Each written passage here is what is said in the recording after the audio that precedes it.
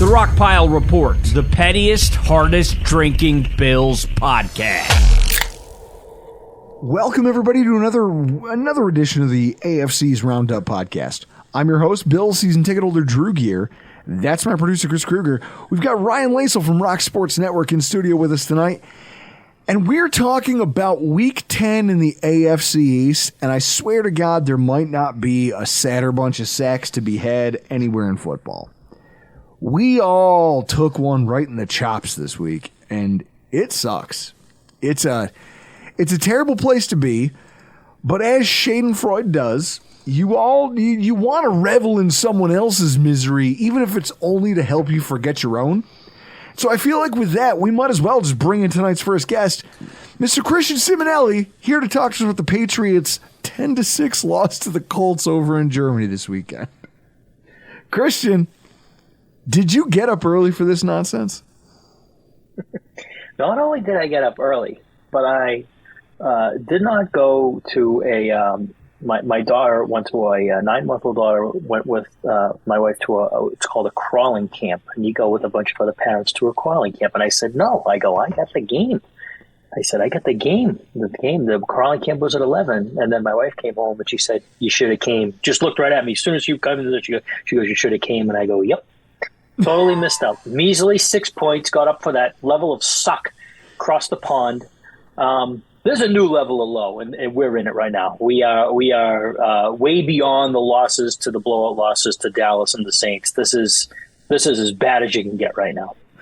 So, if I'm hearing this correctly, you had an opportunity. You basically missed out on like a life experience because of your love for your football team, and you look back and you go, never again.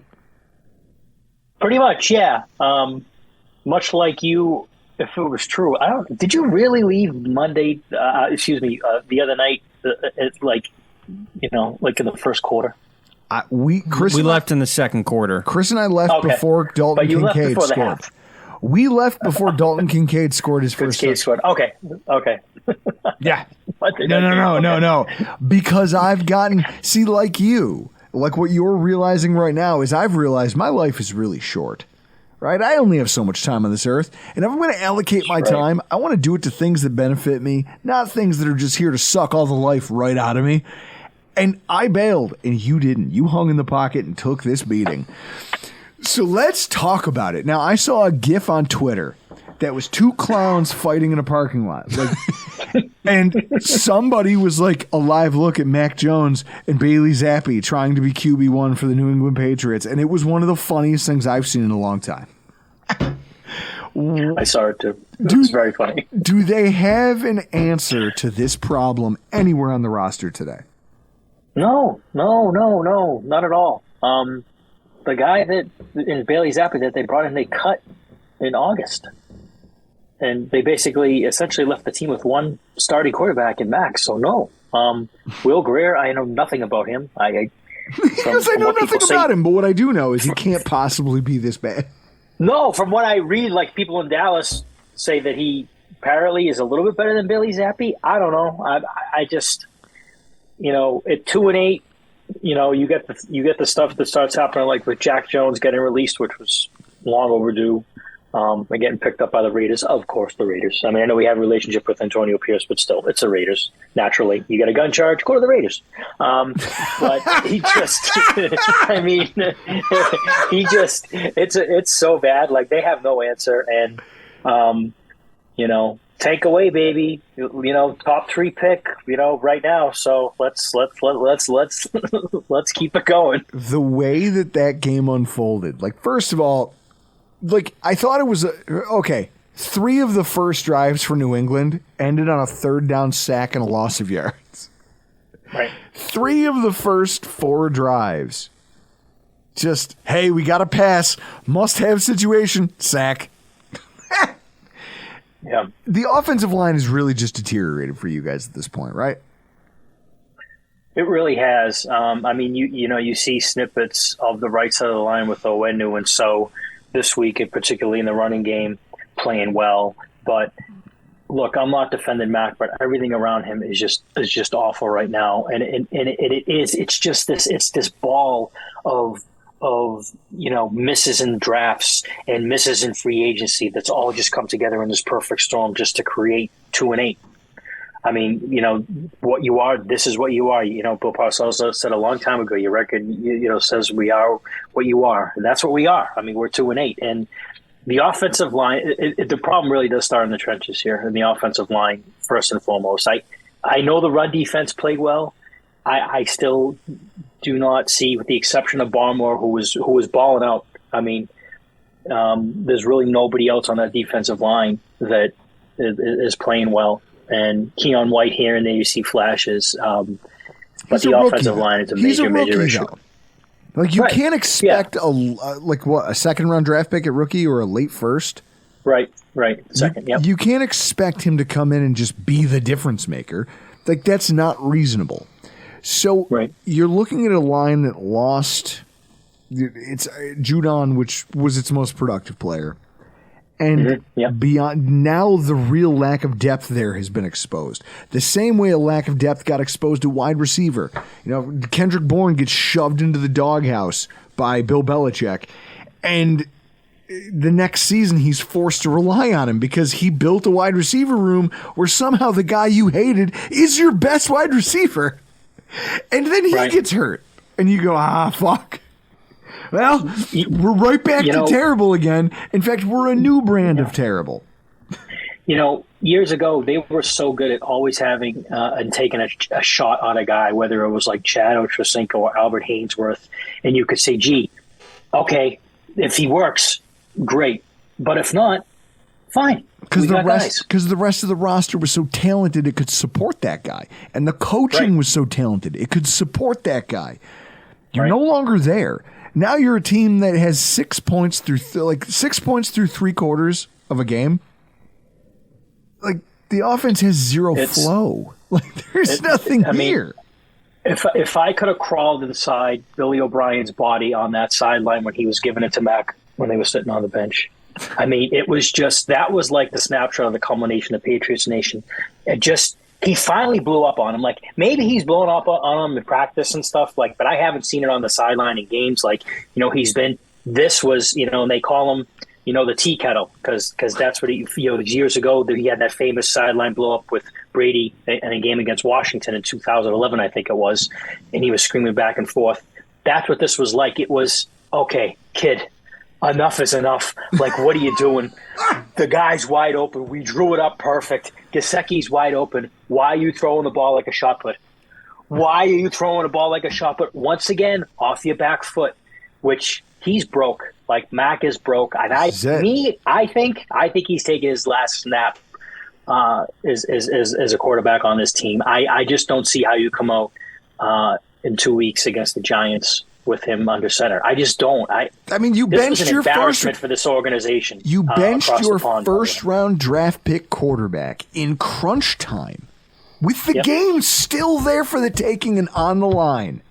One score down. Benched him. That's a new low. Like, if you guys were at rock bottom, it's like how the Bills just keep finding a new bottom. That's a new one where you go, fuck it, the game is still in reach, and we know that guy's not going to deliver. Bring me Bailey Zappi. And he just immediately... Bring me Zappi. Bring me Zappi. And it's like, what have we done? My brother was like, he's like, all right, Zappi time. He goes, he can do it. And I just turned straight at him. Dead cold. It was like an episode with Ray. What am I thinking of? Oh my God, I'm totally blowing up. Ray Romano. What was the name of the Everybody Loves Raymond TV show? Everybody Loves Raymond. Yeah, Everybody Loves Raymond. Thank you. And I just turned to him deadpan, and I go, he'll throw a pick. He threw a pick right to the guy, threw a pick, and my brother goes, wow. I go, what are you wowing? I go, do you watch this team? What are you wowing? This is what they do. There's something about Patriots fans being giddy about Bailey Zappi that just makes me feel warm inside. The ones who were like, all right, we still got a shot. I wish I could have been a fly on the wall in all the households. We've got a shot to beat Gardner Minshew and the Colts. Guys, maybe Bailey Zappi's got this. The second that those words leave your lips, you're a dead man. You're a dead man. And the way that Gardner Minshew was running around in that game, like, I think there were a couple of plays that he had like 9 seconds in the pocket. and completed passes for third down. So it was amazing. It was just maddening, and you're looking and you're like, wow, you're this bad. And then, like, I'm listening to people on the radio this week, and they're like, well, the defense only gave up 10 points. And I'm like, okay, totally missing the boat here. What are we doing? Like, we're totally missing the boat. Did you watch the game? Gerard Mayo, and you can't blame him. I'm like, oh my God, these people are absolutely out of their minds.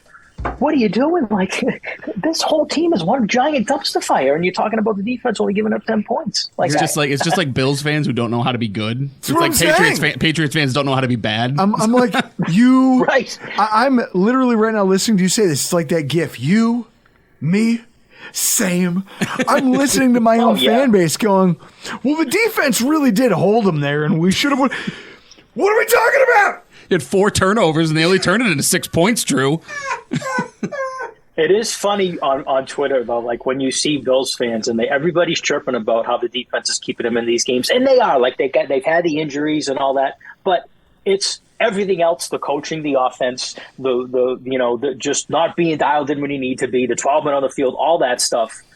They like, oh yeah, but they're focusing on the defense. It's maddening to me. Like, I can only imagine how you guys feel. It's maddening to me. The dog sipping coffee inside the house fire. We're just inside the house fire. Right. Everything's fine. Yeah, everything's cool. I guess.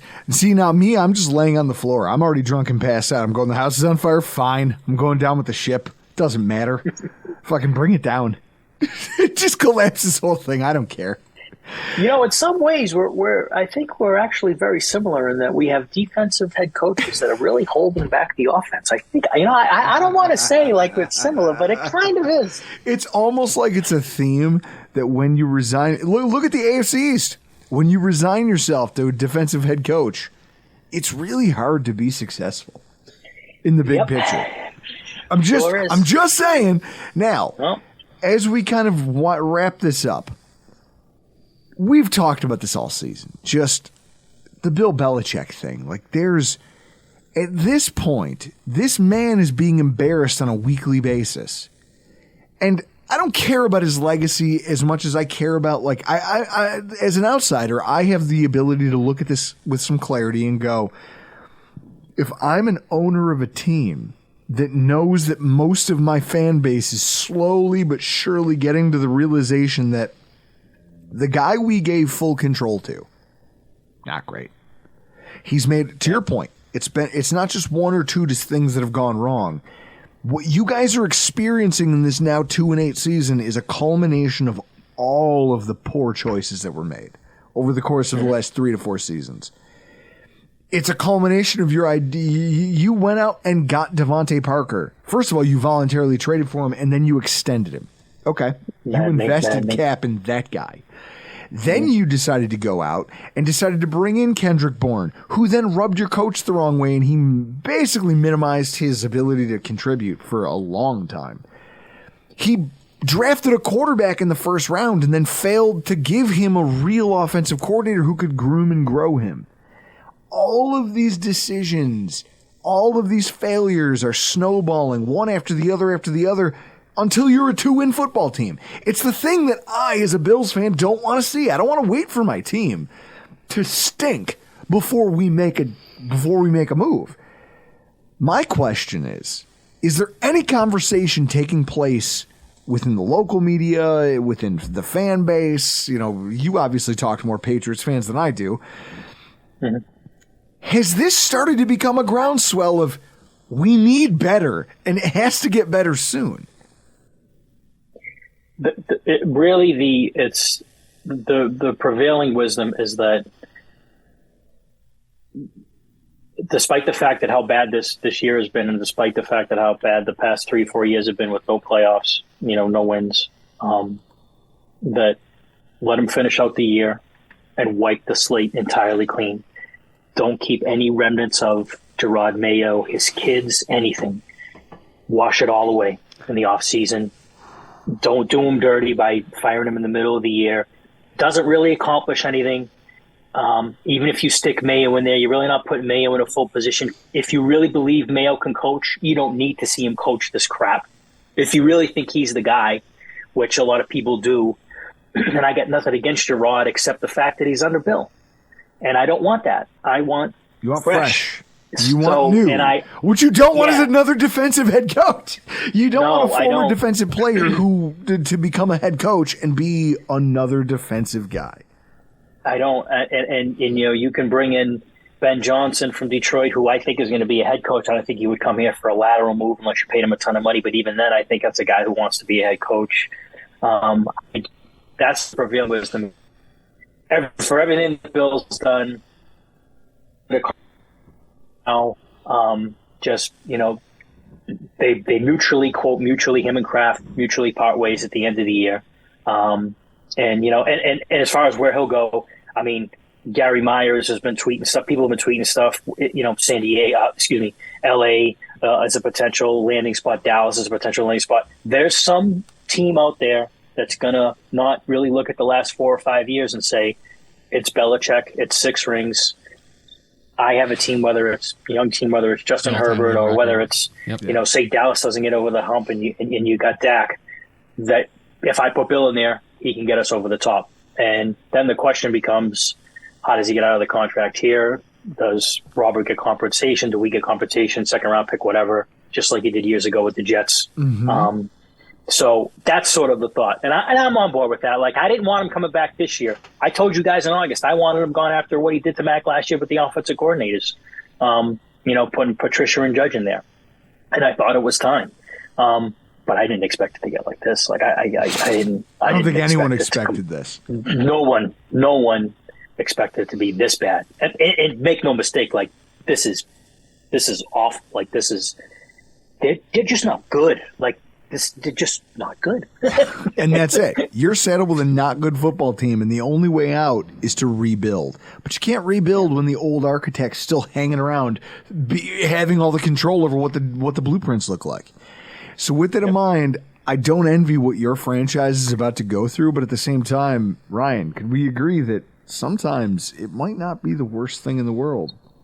Yeah, I mean, it's not the worst thing in the world to have a really good defense and the number 3 pick in the NFL draft with a ton of quarterback talent at the top, right? Like, the time to hit the reset. Take Jaden Daniels. If Jaden Daniels is the worst you guys do in Marcus this draft. May, like Marcus or Drake May. Drake May could be the guy. Like 1, 2, 3. Like you have 3 options. Your opportunity to be good is to do what they tried to do in Arizona, right? Yes. Was bring in a head coach, let him pick which of the new shiny quarterbacks was going to be his quarterback. Yep. The difference was that Arizona was obviously a dysfunctional franchise. Well, but the fun thing is that you guys are going to have your pick of coaches because they're going to want that pick. They're going to want their guy if you have an offensive head coach. So there's a renaissance about to take place here if Kraft can pull the trigger. It's going to be interesting to see how it pans out. But unfortunately, we're going to have to watch you suffer through the rest of this season in order to get there. Oh, unfortunately. Yeah, no, you sound really broken up about it. You're right. Here's the world's smallest violin playing you the saddest song ever written, Christian. I hope you can hear it. Why don't you tell everybody where they can find you on social media, buddy?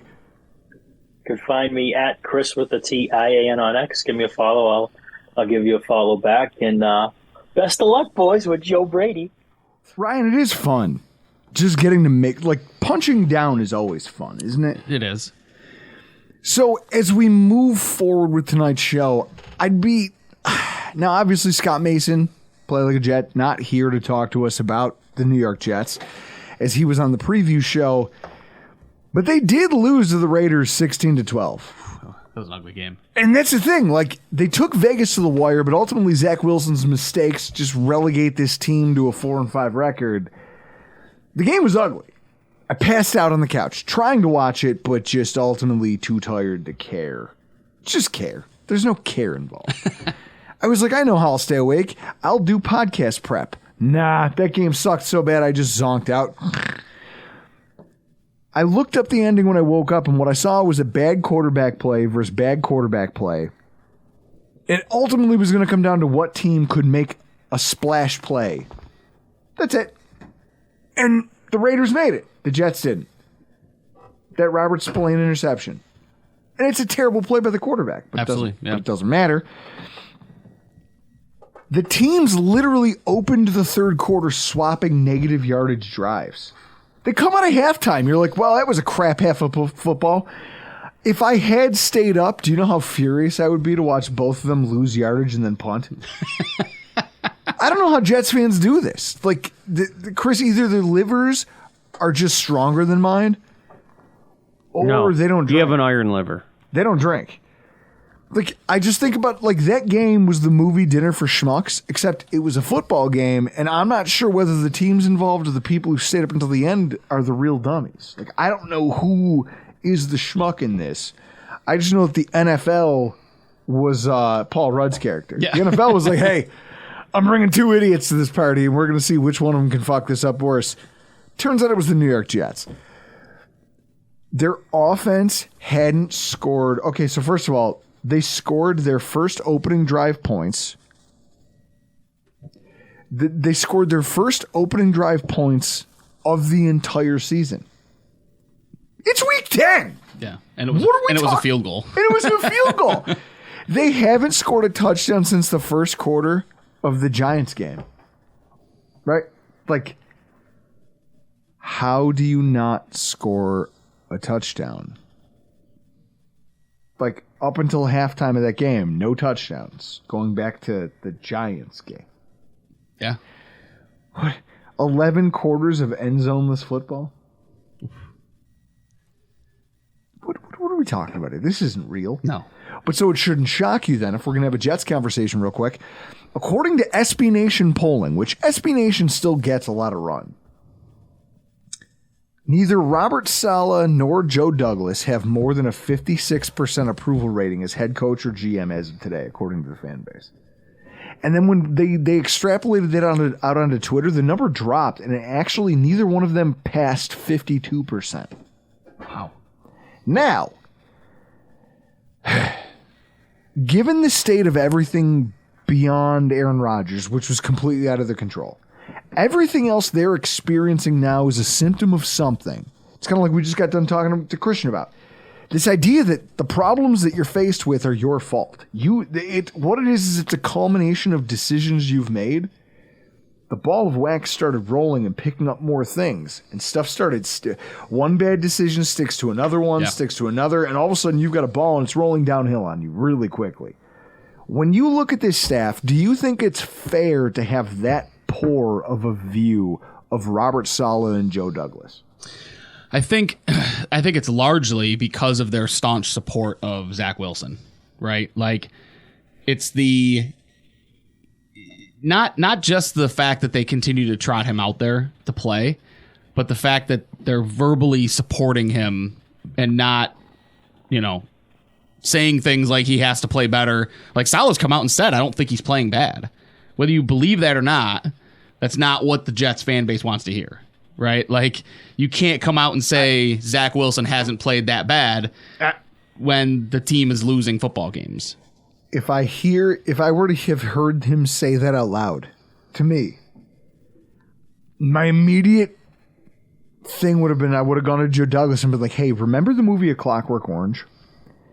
Can we go invest a few $1,000s in that chair?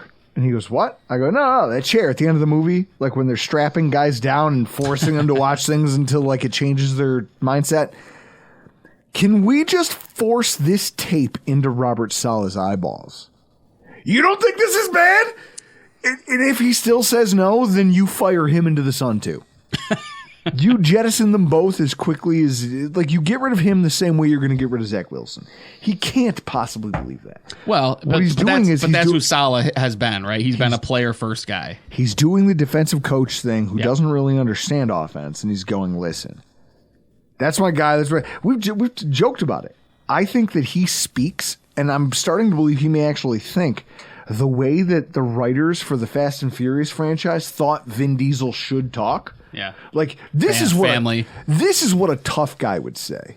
If I had a tough guy, this is how I think he would talk. Like, think about how different he sounds than Sean McDermott. Right. The much maligned Sean McDermott. He sounds very different. And at the same time, his results couldn't be farther from, although this season, we're only separated by one. Yeah. But Joe Douglas is another conundrum for them because you have a GM who kind of got bullied into making trade for a quarterback that was not advantageous for the team, right? They weren't bidding against anybody. Right. It was just the Jets. And yet, that swap of a first-round pick, well, you might not believe it's important. Look at this week's Bills game. You got Mekhi Becton, who is now, they're kind of managing his knee problem. Mm-hmm. That's not great if you're going to make him a starting tackle. You've got Dwayne Brown, who's a ticking time bomb. You don't know when he's going to go down with injury. He's apparently healthy, quote-unquote. Right. But I bet you if he has a bad day, they'll come out and go, we overestimated him. He's really not. He's still rusty. Max Mitchell getting hurt. That hurts them. Yep, big time. Their offensive line is consistently in flux. They're doing the running backs a disservice. It's just a problem. And so when I see this, I can't help but think to myself, at what point do you blame the architect of all of this nonsense? All of this roster was built to be a winner. We talked about it during our preview show. Mm-hmm. It was built to be a winner with Aaron Rodgers. Right. Aaron Rodgers has taken rosters like this Jets roster. He's built MVP seasons. He's gone to conference championship games. Unfortunately, they don't have Aaron Rodgers, which means you have nothing the way that this was constructed. Right. And so now the problem becomes, do you still trust Joe Douglas to lead that franchise? If we were in their shoes, what would your feeling be towards him? Yeah, I mean, I think from a standpoint of Joe Douglas, I think you like some of the things that he's done. I mean, Sauce Gardner, Garrett Wilson, like those are big time hits for a GM in drafts. Whether he was forced into it or not, I mean, he went out and got the quarterback that was supposed to save the franchise, right? But then you also allowed your head coach, first of all, you hired Robert Saleh. Mm-hmm. You not only hired Robert Saleh, but you allowed him to go out and get an offensive coordinator who didn't call plays when he was with Aaron Rodgers, and then is coming off a disaster season. Well, I mean, I think what you did was you let Robert Saleh hire the guy that Aaron Rodgers wanted, right? Like all of this was the makeup of this team is what Aaron Rodgers wanted the makeup of this team to be. Yes. He wanted Nate Hackett, he wanted Alan Lazard, he wanted Randall Cobb. Like this is similar to what the Bills had reaped because of the power that they've allowed Josh Allen to have up until this point, right? He's the guy. We want the guy. We're going to give the guy whatever he wants to come and play for us. You know, yeah, I mean, at a certain point, someone's going to have to lose their job, and it comes down to is it Douglas or is it Saleh? Maybe it's going to be both. I don't know the answer to that question. But if I'm the fan base, I'm probably going to support the guy who got me the guy that's supposed to save my franchise. I'm probably going to keep him over the guy that continues to go out there and support Zach Wilson, right? Like that's the guy that I probably am ready to get rid of. Yeah. No, and that's fair.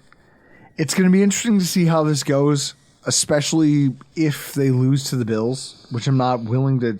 At this point, I'm not willing to call anything a slam dunk victory for Buffalo because I don't know what this team actually is anymore. Yeah. But... you lose to them, and then what does the rest of their schedule look like? Not great. Like, if I have to come in here and I have to... well, great, no, Bob. if I have to look... yeah, not great. If I look at it, it doesn't get easier for them after this, because then it's what? The Dolphins, the Texans, who... they're a playoff team right now. Mm-hmm.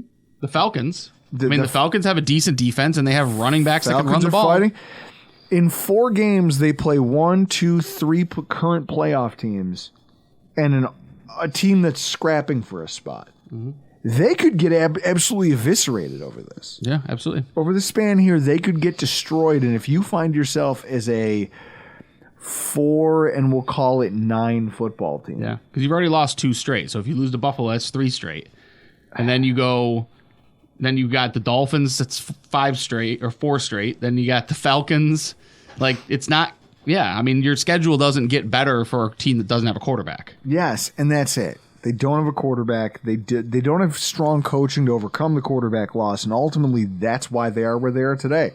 It's just interesting to see that this fan base, and it feels more justified the more we talk about it, them turning on these two guys Now the question is, what will ownership do? I think a lot of it depends on how things pan out, and that brings us to the Buffalo Bills, who unfortunately we have to talk about here. Now, as we talk about the Chris, Ryan and I were doing an interesting, our rooting interest for Week 11, as we try to give those every week now during this Bills segment. First of all, can we all just agree that everyone should be rooting for my liver? No. I always root for your liver. Like, please, God, give me strength, because it's going to take a lot. We took a look at the New York Times playoff predictor. Things aren't great, right? Like, things aren't great for Buffalo. You come in here this week with, like, let's say nothing picked, nothing selected. If we clear the deck, the Bills currently, as it stands today, hold a 22% chance to make the playoffs. Chris, is that where you thought we'd be come Week 10? No. Okay. If the Bills win, that's why I love this tool. Just that alone, it's 20%. You have to pick the rest of the games. Right. Because now you're farther down the rabbit hole and they're doing the math, and everyone goes, well, how could it go down if you pick that one game? This week, the betting interest and the rooting interest for Buffalo, like, we're going to spend the rest of the season like we spent 2017. If Sean McDermott has any magic left, now's the time. That 2017 run that we went on after that 3-game losing streak where they benched Peterman and said, okay, we made a mistake. Yeah. You're going to have to find it. Because I'll tell you what happens. Bills this week beat the Jets. That number of ours only creeps up to about 23%. There are some games that are absolutely going to kind of change our fate in terms of whether or not we make the playoffs. It starts with a win by the Ravens on Thursday Night Football. You need them to force the Bengals to be a wildcard team. Yeah. Which seems counterintuitive, but you have a much better percentage going that way than you do the other way. Now, long term, maybe that changes, right? Could be, yeah. You don't want the tiebreaker, but right now, from where we stand, you're rooting for the Ravens. Also, Steelers-Browns. It's interesting with the injury to who's the molester? Alleged, before I get sued. Deshaun Watson. It's really interesting. Because they're not going to win many games, especially not if they're not going to start PJ Walker? Yeah, it's going to be Dorian Thompson-Robinson. Yeah, the rookie. Good. Awesome. So they're going to be completed 53% of his passes in his first start. It's not much better than Kenny Pickett. It's not much better than Deshaun Watson. It's not better than Deshaun Watson just throws it to Amari Cooper a lot. So realistically, the Bills should be rooting for the Browns. Yeah. That's again, we have some real pipe dreams here this week, guys. If we want to keep our playoff hopes alive, it not only takes a win by us, but it also takes the Ravens. We have to root for the Browns. That's disgusting. That feels icky. I hate that. You have to root for the Packers because we need the Chargers to be pushed farther down the AFC totem pole. And then as we kind of go down this, obviously you'd want to root for the Raiders, but does anybody in this room think that the Raiders pose a real threat to the Dolphins? No. So Dolphins win. You've got that there. Jets win at Bills. As we go down the AFC, Titans and Jaguars is really, really, really interesting. You want to root for the Titans because you don't have the Jags have the head-to-head tiebreaker, which means you don't want to be in any position where you're near them in the standings. So you root for everyone who's playing the Jags from here on out. And that's it. Every week, your playoff percentage. It's a 3 percentage point swing whether the Titans or Jaguars win if all these other things have happened. Yeah, your rooting interests as Bills fans are Bills win out. Everyone who's playing the Bengals and everyone who's playing the Chargers and everyone who's playing the Jags. The thing that we found the most interesting, though, as we were talking about this off air, is this matchup of the Eagles and the Chiefs. If the Eagles win, right, like your playoff percentage hangs out at, it goes up to 22%, becomes your playoff percentage, right? Vikings beat the Broncos, You need that. Now you're looking at, okay, I'm still at about 22, 23%. Yeah. The Eagles and Chiefs are going to play. And when they do, if the Chiefs win, our playoff percentage is 27%. Yep. If the Eagles win, our playoff chances are 26%. Now think about that for a second. Why would it be off by 1%? What is that? My guess is distance between the Chiefs and everybody else. Not only that, but distance between the fact that we play them both. Yeah. So this is, hey, with nothing else being decided, a team that we also have a chance to play is now going to beat a team that we could beat. Yep. In which case, if we were to beat them, theoretically, well, that could be a common opponent thing, even if they lose. If not, it's leaving the options open. Yep. So like I said, as backwards as that feels, like you're rooting for the Chiefs. And again, crazy. Yeah. Yeah. And this is what we've done. We've done this to ourselves. We've done this to ourselves as the Buffalo Bills in Week 11, where we now are not only dependent wholly on what happens elsewhere around the NFL. We no longer control our own destiny, but also you have to root for teams that make you feel gross doing it. Yeah. That might be the most offensive thing. That might be the most offensive thing about where we are now, is knowing that we have no control and having to look around the league and go, you mean I have to root for Cleveland? Yeah, exactly. Chris, it's going to be a hell of a time.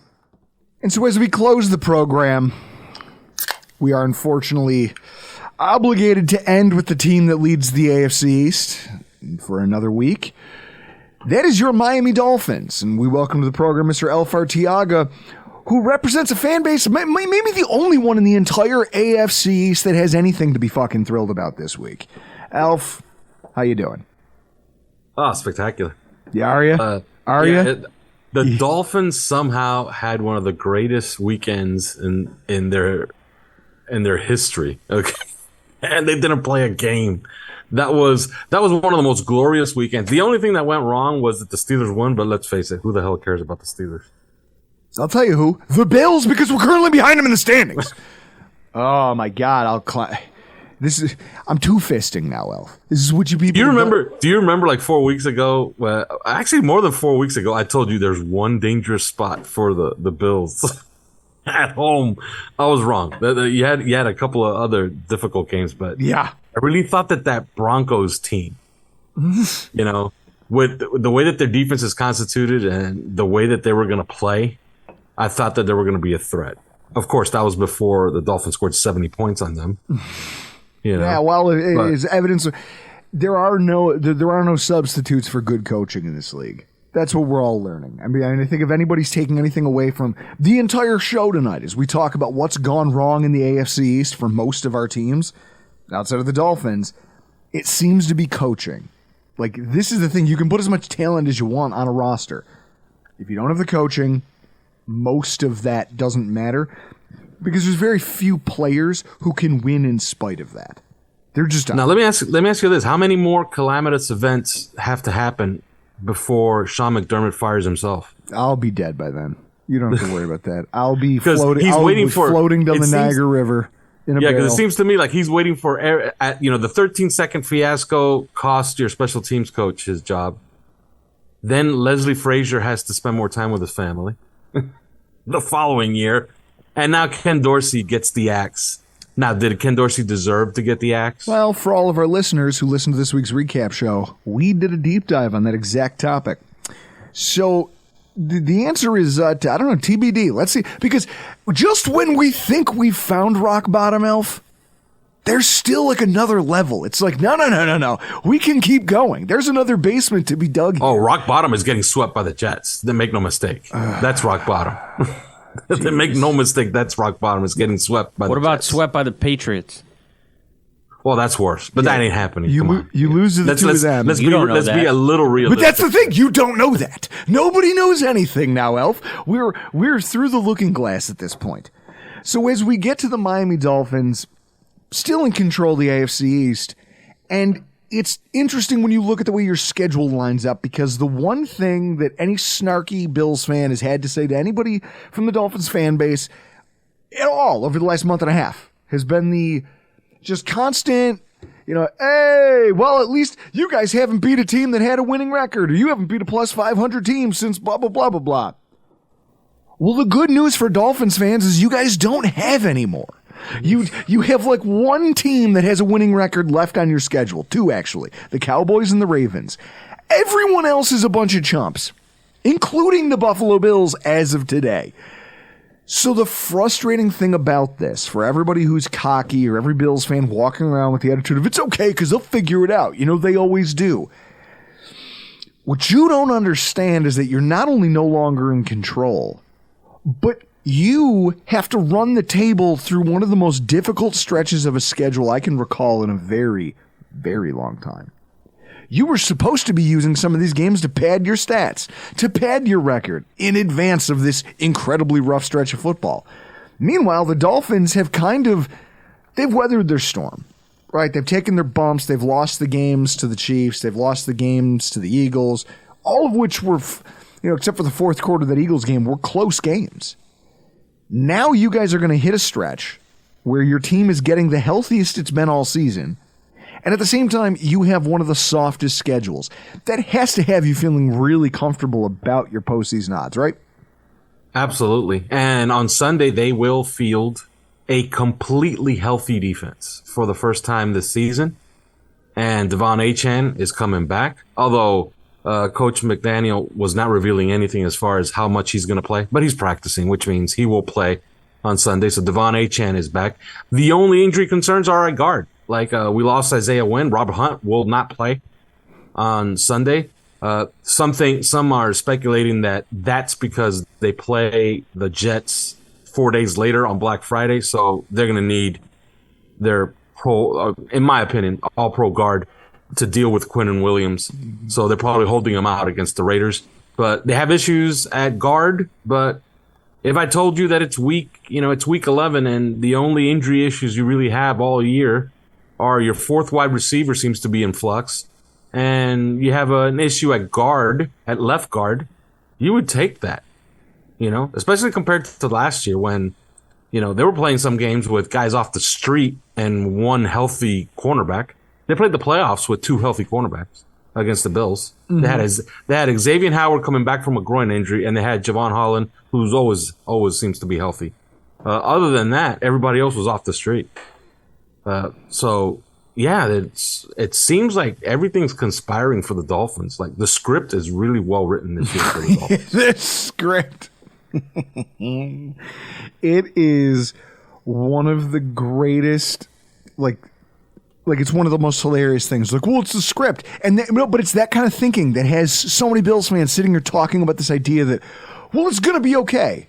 Why is it going to be okay? Well, they just figure it out. Do they? Who's they? Who's this ethereal they that you keep speaking about?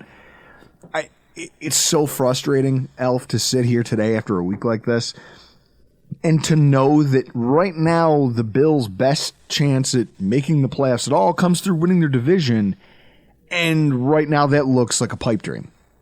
Now, let me ask you something. Before the 12-man on the field penalty, you guys had a timeout?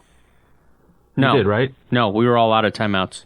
Yeah, because they called two of them well before that. Yeah, you were screwed because we had like a post-game show on OnlyFans after the game because everybody was just reveling on this game. And people were like, "Oh, I didn't see the 12." I knew it right away because I'm conditioned to do it. I played football. I played special teams. I was conditioned always. You look to the left and to the right of the center, and you count the players. If there's an uneven amount of players, and then there's one off the line of scrimmage, you have 12. Mm-hmm. And I remember I watched this live. I'm sitting here in my office in my studio, which I just built, by the way, and I'm looking at the game, and I'm like, they got 12 on the field. This thing's going to be kicked again.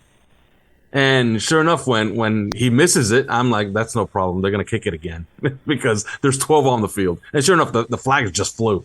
It was, I don't know how that was. Who made the mistake?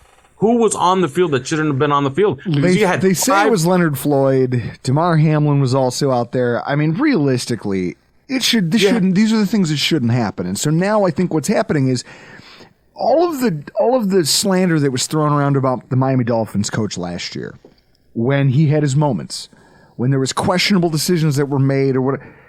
I sit here and I look at all of the McDaniel conversation when everyone goes, oh, well, he's Mike McDaniels, he's this, he's that, he looks like a dork, he's a nerd, he's in over his head, he's overthinking.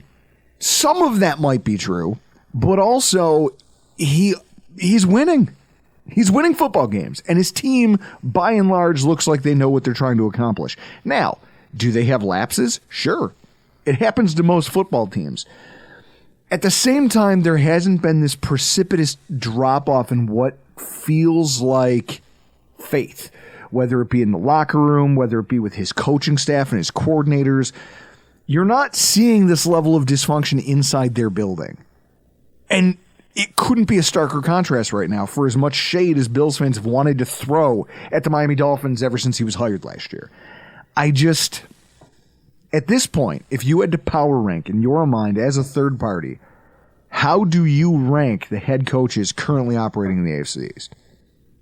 Well, look, Robert Saleh coaches half the team, okay? But you can make the case that Miami has a coach that coaches half the team as well. And he has a really good lieutenant who, by the way, if I'm Buffalo, I'm placing a call of Frank Smith. I just am. And he's going to get all the knocks that everybody else is going to give him, which is, he doesn't call the plays. Mike McDaniel calls the plays. Well, he organizes the game plan, and he's the one who practices the team all week. I've been at practice. I watched him in season. The guy coaching up the entire offense was Frank Smith. Okay? Mike McDaniel just sits back and is looking into his play sheet and then calls in plays every once in a while in practice when they do their installs. I think Frank Smith is a fabulous coach, and it's just a matter of time when we lose him to somebody as a head coach.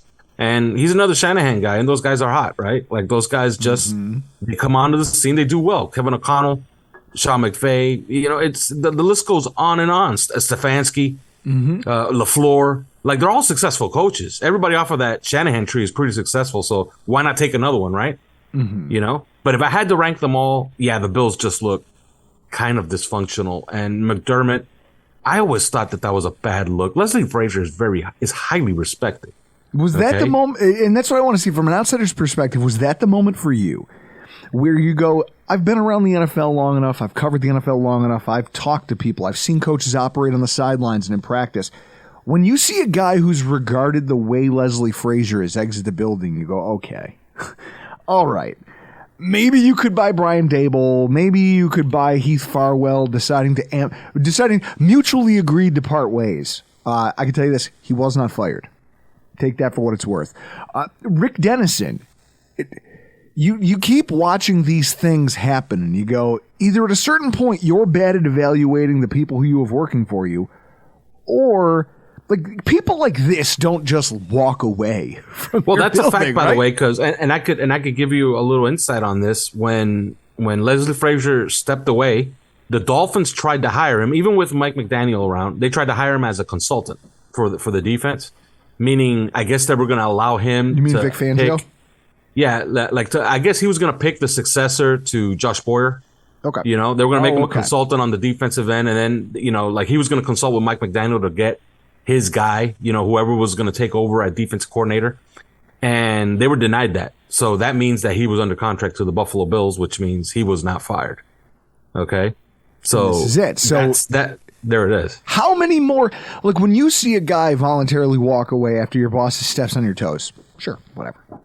When you see a guy like Brian Dable leave because he's getting a head coaching gig, but you can tell there's some friction there. They won't really shake hands after a Monday Night Football game. But he makes a minute and a half to go talk to his former quarterback, and then they're hanging out together after the game. It's like you can tell that there's some bad blood there. Then you got a guy like Leslie Frazier leaves the building, and you go, all right. Even for outsiders who don't have any loyalty to this team, like, that's the one where you say, all right, that maybe there's a problem here, right? I got the dream scenario for you guys, and tell me if you would buy it. Personally, I do believe, man, talk to Frank Smith. I think he would be a fabulous coach. So it's funny that I'm actually encouraging this because I think that would actually help Josh Allen and the Buffalo Bills greatly. But there's one scenario that I think is just so obvious, and I can't believe nobody's actually talking about it. Bill Belichick has said on more than one occasion that his dream job is the New York Giants job. He's actually said it. Like, that's my dream job. He's not getting any younger, okay? The job is not open, but there's a way it can be open. And that's if they let Brian Daboll leave. Brian Daboll can return as the head coach to the Buffalo Bills. And Bill Belichick gets his dream job. And everybody should be happy. You take it? Chris, what do you think? I would sign up for that. I wouldn't be mad at it.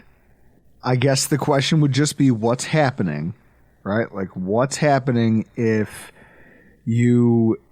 How did we get there, right? Like, is it because right now we also have a quarterback problem. Right now, say what you want about Tua. And I want to get your thoughts about this.